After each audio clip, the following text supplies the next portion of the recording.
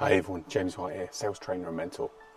And in this video, I thought I'd share with you a common question I'm asked by salespeople and business people that want to get better sales results.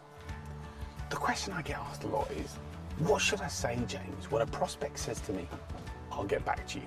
The reality is, in this case, it's one of those things you've really got to be able to look in the mirror or virtual mirror and really understand what's going on when that question arises from a prospect's mindset. I say to you, there's three things you should take into account when this happens. The first is this: you have to really honestly ask yourself the question, why has this happened? Why has the prospect says that I'm going to get back to you? And is it because that they just do really need some time to think about what it is you've talked to them about?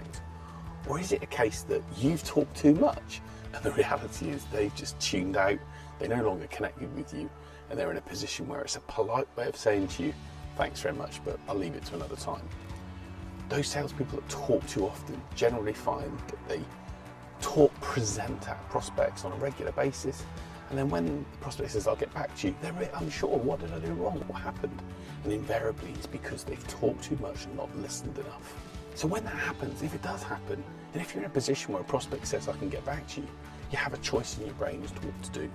Option one is to say, okay, no worries, and leave it to chance. But number two is to just maybe ask a question. Be honest with them and get the prospect to be honest with you back in return.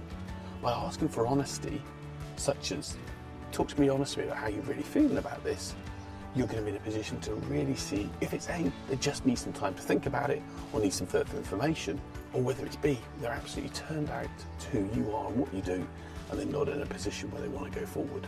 Point number three is this: when the prospect says, I'll get back to you, ask them one simple question that can make such a difference when it comes to then seeing whether you chase that prospect moving forward, or whether you leave it and maybe just accept that it's not one for you.